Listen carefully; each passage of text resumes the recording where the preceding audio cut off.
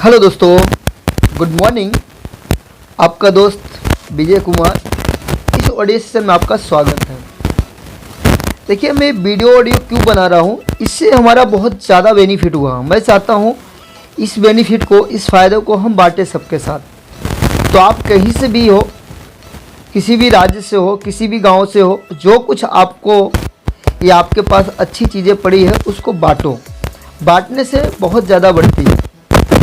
ये बुक का जो ऑडियो बना के मैं आप लोग के यूट्यूब पे दे रहा हूँ, अभी मुझे तो नहीं पता, आई डोंट नो कि इस बुक का ऑडियो है कि नहीं यूट्यूब पे। और इसके अलावा मैं बात करूँ कि इस बुक ने मेरी ज़िंदगी पूरी तरह से बदल के रख दिया है। ठीक है, जैसे मैंने अभी एक वीडियो में बताया था कि मैं अपनी इनकम जो है 10 से 12 गुना बढ़ा चुका हूँ।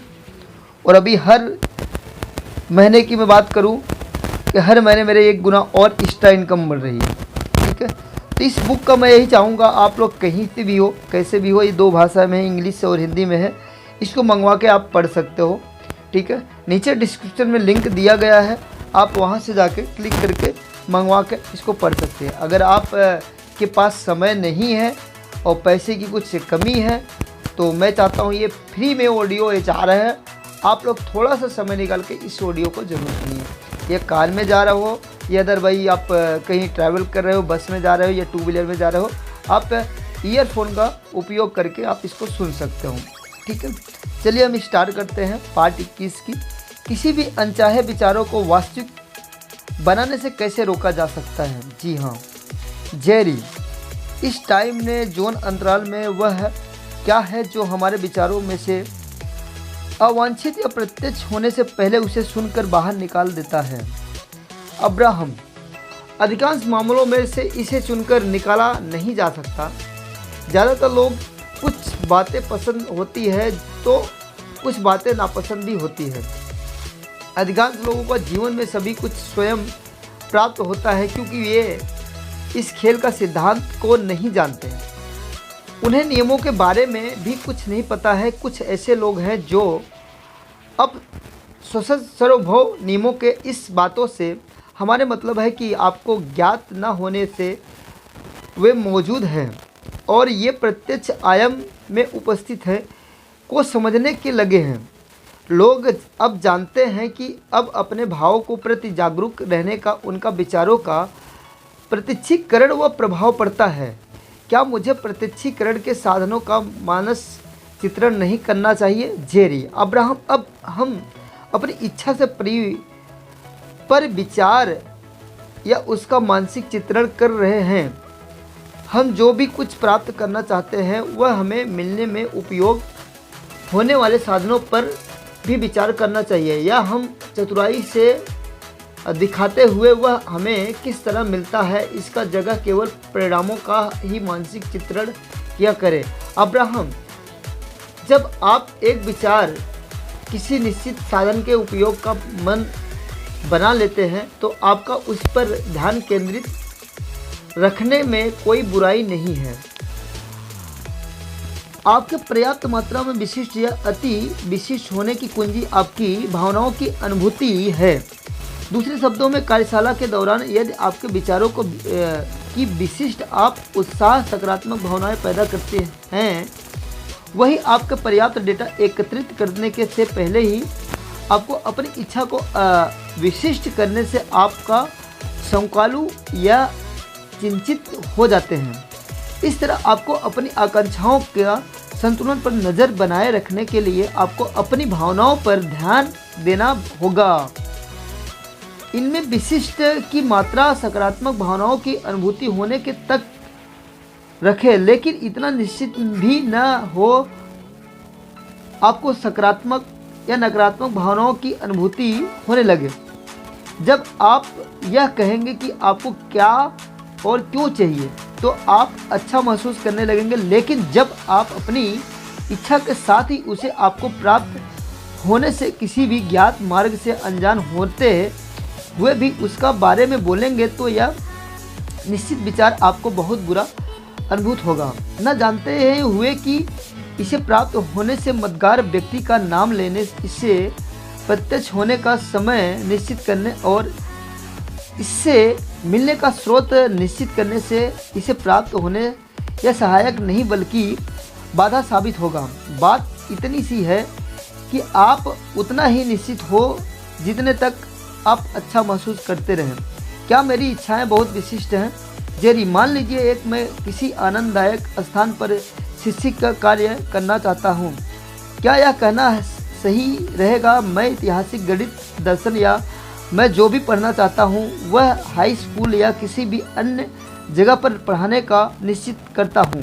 अब्राहम, जब आप शिक्षक बनने के कारण पर विचार करते रहें तो कहें मैं इस विशिष्ट ज्ञान के क्षेत्र में अन्य लोगों को उत्थान कर नहीं, उन्हें आनंद के स्तर पर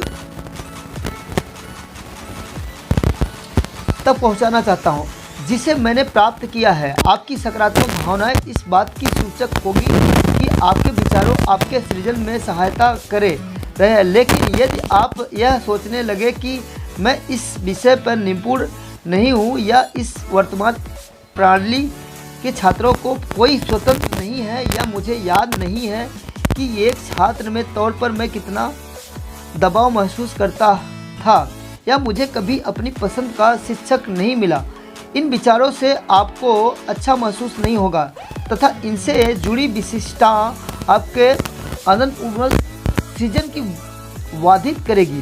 प्रश्न यह नहीं है कि आप विशिष्ट रहें कि सामान्य मूल प्रश्न है अपने विचारों को निर्देशित करना, आपको अच्छा महसूस होने वाला विचारों तक पहुंचाना है। स्वयं को अच्छा महसूस होने वाला विचारों तक पहुंचने के दौरान आपको असहज होगा। यदि आपको इससे प्रयास सामान्य बनने रहेंगे तो इससे प्राप्त होने की गति तीव्र हो जाती है।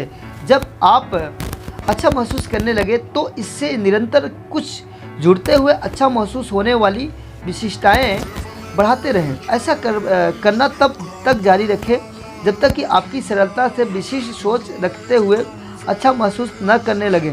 यह सृजन की सबसे उत्तम विधि है। जेरी, हम केवल अंतिम परिणामों के सार की कल्पना करें और विशिष्ट विवरणों का पूरी तरह उन्हीं पर छोड़ दें। अब्राहम, यही इसे करने की सही प्रणाली। इससे आपको इच्छित अंतिम परिणाम ही आनंददायक होने लग गति बढ़ जाएगी। आपको अपने जो भी इच्छा की उसे मिल जाने की कल्पना करें। इस इच्छा एहसास से आप उन्हें सभी विशिष्ट विचारों का, लोगों को, परिस्थितियों को, घटनाओं को आकर्षित कर सकेंगे। जेरी, जो आपके अनुसार हमें अंतिम परिणाम पर कितना अधिक विस्तार पूर्वक विचार करना चाहिए? अब्राहम, अपनी इच्छाओं से संबंधित विचारों को अच्छा महसूस करते हुए जितना विस्तार पूर्वक वर्णन कर सकते हैं वह करें। क्या मैं किसी पुराने प्रतिकूल विचारों को मिटा सकता हूँ? जेरी, क्या कोई व्यक्ति वर्तमान में आनंद प्राप्त करने में बाधक बन रहा है? अपने पिछले अनुभवों, विचारों व मान्यताओं की स्लेट को साफ कर सकता है। अब्राहम, आप अपने किसी भी पुराने अवांछित अनुभव को सुनकर या धारणों नहीं बना सकते कि अब आप उस पर कभी विचार नहीं करेंगे क्योंकि उस क्षण की आपके दिमाग पर वही छाया होता है। लेकिन आप किसी भी अन्य बातों पर विचार कर सकते हैं। जब आपको ध्यान किसी अन्य चीज़ों पर केंद्रित हो जाएगा तो वह पुराना अवांछित अनुभव अपनी निश्चित शक्ति खो देगा और यह समय के साथ आप भी उसे पूरी तरह से भूल जाएंगे। अपने अतीत को मिटाने के कड़े प्रयासों की जगह अपने वर्तमान पर ध्यान केंद्रित करें। आप जो भी कुछ चाहते हो उस पर विचार करें। व्यक्ति अपने पतन उत्थान में कैसे बदल सकता है? जेरी, यदि आप स्वयं को पतन की दिशा में जाते देखें जहां आपको अच्छी लगने वाली प्रत्यक्ष महत्वपूर्ण चीज़ें दूर जाती है, उसका महत्व घटता हुआ दिखे तो वह नकारात्मक उद्योगति को सकारात्मक प्रगतिशील दिशा में कैसे परिवर्तित किया जा सकता है? अब्राहम, यह बहुत बढ़िया प्रश्न है। इस पतन का कारण आकर्षण का नियम होता है। दूसरे शब्दों में इससे शुरुआत बहुत थोड़े से नकारात्मक विचारों से होती है, फिर किसी और तब तक विचार, लोग, चर्चा आकर्षित होते रहते हैं जब तक कि यह शक्तिशाली या जैसे आप कहते हैं इसका पतन न हो जाए। जब आप इस विचारों की गहराई अत्यंत बढ़ जाए तो इसे अवांछित से आपके विचारों को हटाने के लिए शक्तिशाली अस्तित्व की आवश्यकता होती है। दूसरे शब्दों में, जहां अंगूठा दुखता हो तो पाँव को स्वस्थ मानने से कुछ नहीं होता। हमारी यह राय है कि अति नकारात्मक स्थिति होने पर उसे विचार को बदलने का प्रयास करने की अच्छा है कि अपना ध्यान कहीं और लगाया जाए। दूसरे शब्दों में, कुछ देर के लिए सो जाए, फिल्म देखने चले जाए, संगीत सुने, अपनी बिल्ली के प्यार करें, अर्थात कुछ ऐसा करें जिससे आपको विचार परिवर्तित हो जाए। जब आप अपने अनुसार पतन की अवस्था में होते हैं तब भी आपके जीवन में बहुत सी चीज़ें अन्य लोगों से बेहतर होती जाती है। आपके पास जो कुछ भी है सर्वोत्तम हो, चाहे वह कितनी भी कम मात्रा में हो। आपके विचारों को अधिक से अधिक वांछित चीज़ों को की ओर मोड़ने से आकर्षण का नियम उससे वृद्धि कर उसे तेजी से प्रगतिशीलता की ओर ले जाएगा। आप केवल अपने विचारों को अपनी इच्छा की ओर अधिक से अधिक निर्देशित करते रहें, इसे तेजी से होते हुए पतन हो जाएगा तेज गति वाला उत्थान में बदल सकते हैं। एक टॉपिक के लिए लोगों से संघर्ष हो, क्या करें? टॉपिक जीतने की किसी भी प्रतियोगिता में किसी एक व्यक्ति को जीतने पर किसी अन्य व्यक्ति की हार हुई होती है। ऐसा प्रत्यक्ष व्यक्ति अपनी मनचाही वस्तु कैसे प्राप्त कर सकता है? अब्राहम यह स्वीकार करे कि यहाँ असंख्य ट्रॉफी मौजूद है। जब आप किसी ऐसे मुकाबले में उतरते हैं जहाँ केवल एक ही ट्रॉफी होती है तो अब स्वतः ही स्वयं को ऐसे स्थिति में डाल रहे हैं जहाँ आप जानते हैं कि ट्रॉफी किसी एक के ही हाथ में आएगी। वह व्यक्ति जो अस्पष्ट हो, जिससे प्रबल इच्छा होने के साथ ही जीत के प्रति सबसे अधिक आकांक्षा होती है, वही जीत सकेगा। प्रतियोगिता का केवल उपयोग की आम आकांक्षाएं उत्पन्न करती है, लेकिन यदि आप जीतने के भरोसा के करने लगे तो यह आपके लिए हानिकारक साबित होगी। ट्रॉफी न जीतने पर भी केवल प्रतियोगिता में शामिल होने से आपको कितना फ़ायदा होगा, इस पर नज़र डालिए। और चूंकि इसमें शामिल होने पर आपको खुशी मिली तो आपको जीत हासिल तो हो या ना हो, हम इसे ही सबसे बड़ी ट्रॉफी मानते हैं। आप और अधिक स्पष्ट हुए, अधिक उत्साहित होते हुए आपको अपने अस्तित्व सामंजस्य स्थापित हो गया है, यह दृष्टिकोण रहा हो तो यह आप और भी सी ट्रॉफी जीत कर अपने घर ले जाएंगे। इस असीम ब्रह्मांड में संबंधों के लिए प्रतियोगिता करने की कोई आवश्यकता नहीं है, क्योंकि यह असीमित संसाधन मौजूद है। अपने स्वयं ही खुद को पाने की से रोक रखा है। आपकी कमी को यही कारण है कि इसे निर्माता आप स्वयं हैं। यदि मैं कल्पना करूं तो वह वास्तविक हो जाएगी। जेरी, यह क्या कुछ ऐसा है जो हमें चाहिए वह, लेकिन आपके लिए अवास्तविक में नहीं है हो। अब्राहम, यदि आपके उसकी कल्पना कर सकते हैं तो उसका अर्थ है कि वह अवास्तविक नहीं है। यदि समय काल वास्तविक में आपका उसे विचार को जन्म दे सके है तो इस समय काल वास्तविकता में उसे स्वास्थ्यिक करने के संबंधों भी मौजूद होंगे। केवल आवश्यकता है कि आपके स्पंदनों के आपकी इच्छा से सामंजस्य स्थापित करने की। जेरी, यदि मैंने उसका किसी भी तरह का मनोचित्र बनाया तो क्या इसे भी कल्पना करना माना जाएगा? अब्राहम, यदि आप मनोचित्र बनाते हुए कल्पना करेंगे तो आप ऐसी परिस्थितियों का आकर्षित करेंगे जहां आपको उसे सृजन के माध्यम प्राप्त हो जाएंगे। इन सिद्धांतों का उपयोग बुराई में भी हो सकता है। जेरी, क्या कोई आपकी व्यक्ति आपके द्वारा सिखाई गई इस प्रक्रिया से कुछ ऐसा भी सृजित कर सकता है जिसे बुरा कहा जाता है, जैसे दूसरों को मार डालना, दूसरे को अच्छा के बिना उन चीज़ों को हासिल कर लेना? अब्राहम, क्या किसी व्यक्ति के लिए ऐसे ही चीज़ बनाना संभव है जिस पर आप असहमत न हो। जेरी, हाँ, अब्राहम निसंदेह तो है भी जो चाहते होंगे उसे आकर्षित कर सकते हैं। क्या सामूहिक सह निर्माण में अधिक शक्ति निहित है?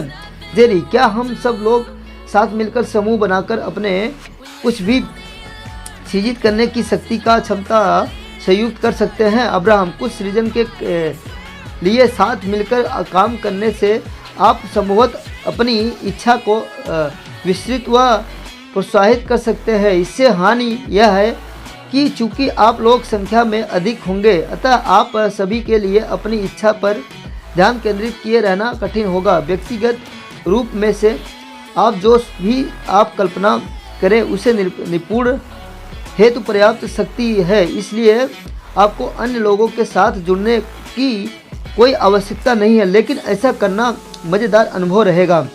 यदि उन्होंने मुझे सफलता न होने पर दिया तो क्या होगा? जेरी, क्या हमारे प्रबल विरोध करने वाले लोगों के साथ रहते हुए भी हम सृजन कर सकते हैं? अब्राहम, अपनी इच्छाओं पर ध्यान केंद्रित रखकर आप इस पे विरोध को नज़रअंदाज कर सकते हैं। उनके विरोध करने पर आप अपनी इच्छा पर ध्यान केंद्रित नहीं कर पाएंगे, जिसका प्रभाव आपके सृजन क्षमता पर पड़ेगा।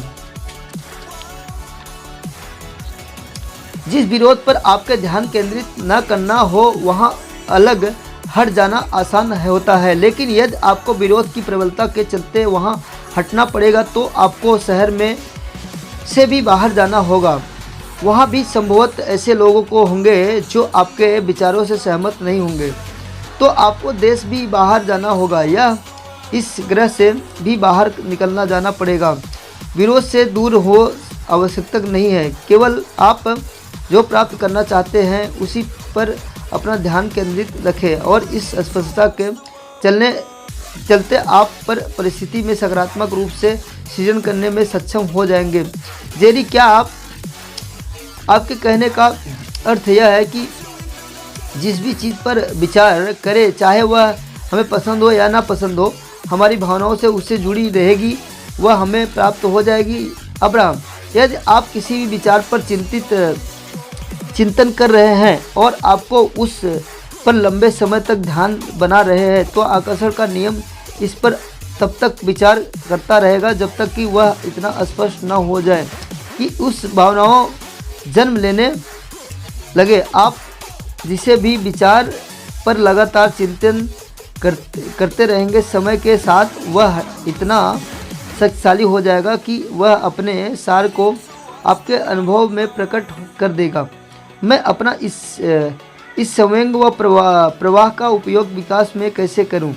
जेरी, अब्राहम, हम ऐसा प्रभाव कैसे प्राप्त कर सकते हैं जहां हम स्वयं निर्मित स्वयं का उपयोग अपने विकास अर्थात आगे बढ़ने में कर सकें?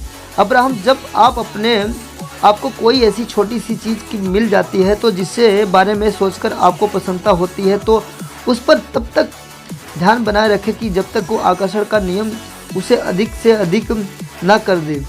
आप अपनी उस इच्छा के बारे में जितना अधिक विचार करेंगे, उससे संबंध में उतनी ही अधिक सकारात्मक भावनाएं उत्पन्न होती जाएगी, और वह सकारात्मक भावनाएं जितनी भी अधिक बढ़ेगी उतना ही अधिक आपको यह स्पष्ट होता जाएगा कि आप क्या चाहते हैं। इससे मुख्य कार्य आपको है जो सदस्य वह सचेतन होकर अपने प्रवाह की दिशा को निर्धारित करते हैं। निर्वाधक रूप से प्रत्यक्ष व्यक्ति भी कुछ अनुभव करता है, उसने स्वयं को आकर्षित किया, लेकिन जब आप अपने विचारों की दिशा को सदस्य चयन करते हैं तो अपने विचारों को धीरे धीरे अच्छा महसूस करवाने लगेंगे। विचारों को और निर्देशित करते इस तरह आप स्वतः की अवांछित वस्तुओं का सृजन नहीं कर सकेंगे। आकर्षण की शक्तिशाली नियम को प्रति आपकी सचेतन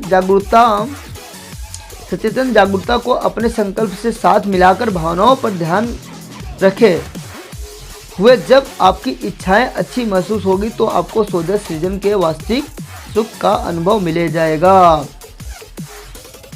दोस्तों, आपका बहुत बहुत धन्यवाद। यहाँ से हमारा पार्ट एंड हो रहा है, पार्ट 21। अब हम आपको बताएंगे पार्ट 22 में स्वीकार्यता की कला, राइट। अगर आप हमारे चैनल पे नए हैं, आपको ये ऑडियो अच्छा लगा तो सब्सक्राइब कर लीजिए चैनल को और चैनल को आगे बढ़ाइए, लोगों को शेयर कीजिए ये ऑडियो वीडियो कि जो भी बेचारे पढ़े लिखे कम हैं या नौकरी कर रहे हैं, 20-25 हज़ार में ज़िंदगी गुजार रहे हैं, उनको ये वीडियो ऑडियो बहुत ही ज़रूरत है। उनको सेंड कीजिए, उनकी ज़िंदगी ज़रूर बदलेगी। और हाँ दोस्तों, अगर ये बुक पढ़ना चाहते हो, नीचे डिस्क्रिप्शन लिंक दिया गया है, वहाँ से आप मंगवा के पढ़ सकते हो। मैं दोबारा रिपीट किया, इसके लिए सॉरी।